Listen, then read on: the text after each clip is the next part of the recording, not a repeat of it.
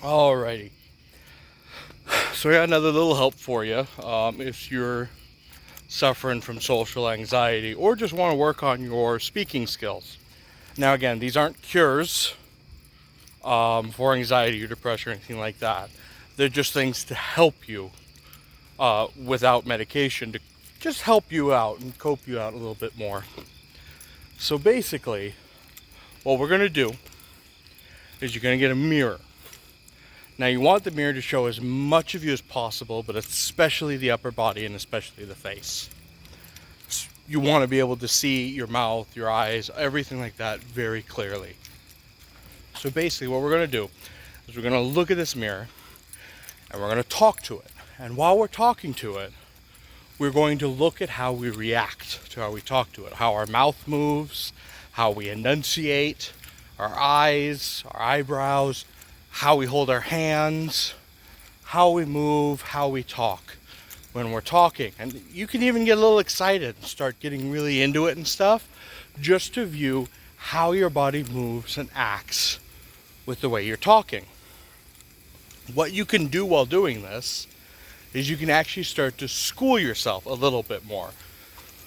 So one, you're having a conversation with a visible thing. Yes, that visible thing is you, which should help calm you down a bit, but you're still having a conversation with something, not just nothing. Two, it can help you school how you talk, how you enunciate, because if you can see your lips saying the words, the actual words, then you know you're doing a better job pronouncing them, or at least making them audible and clear.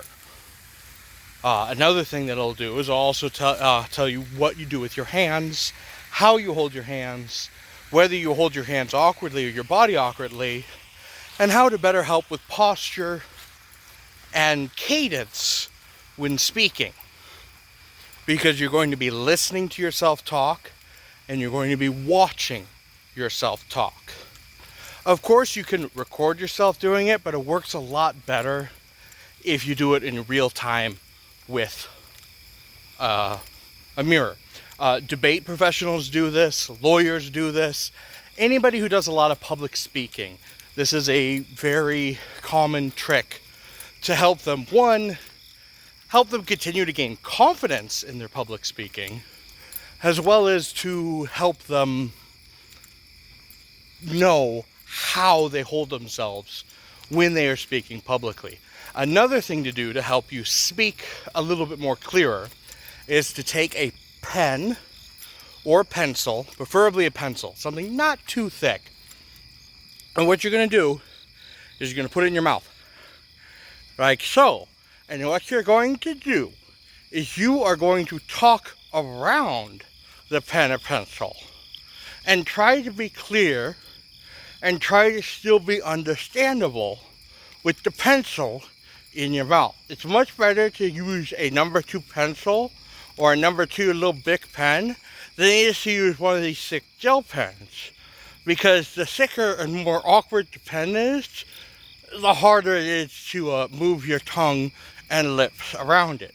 But what this is going to do is help you learn how to enunciate, which will help you be more clear and again, help you with confidence. These are confidence building exercises that we're going to do to help you with your social anxiety. It'll help you get your speaking across.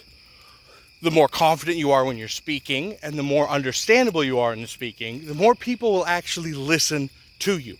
This is something I have massively learned.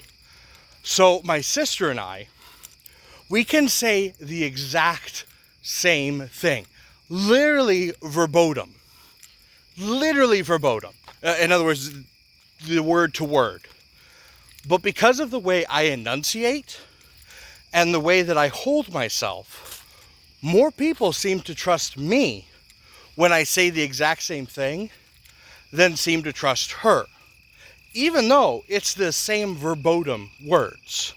Now, this was back in high school. It's gotten a lot different since then. She's gained a lot more confidence in speaking,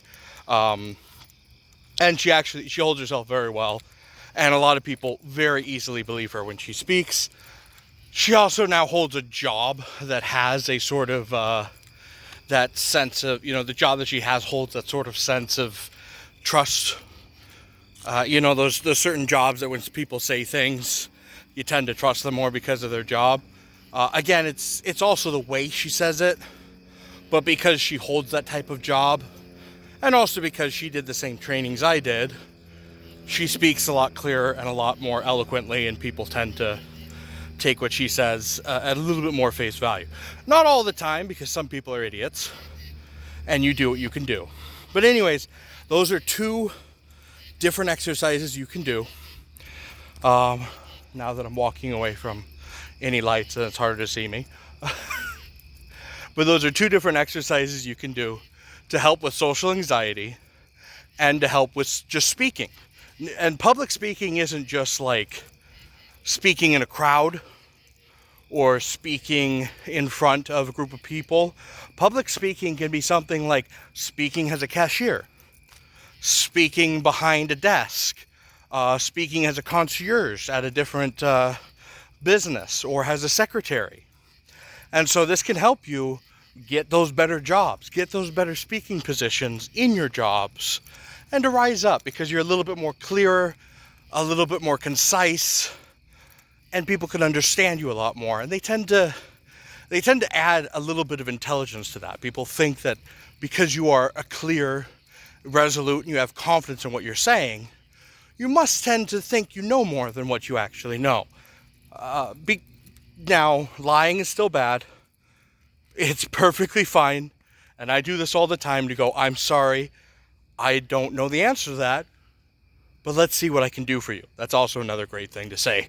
I don't know the answer to that, but let's see what I can do for you, or let's see what I can find out for you. And then actively try to find it out. Don't just like hang it up and use it as an excuse to shut them up. Because people will learn very quickly you're just using it as an excuse. Yeah, it's a little bit of help for you today in my 10-minute walk around the northern half of the premises. You guys have a wonderful and blessed day. I would talk more, but that would just draw away from the whole aspect of this short lesson. Have a lovely one.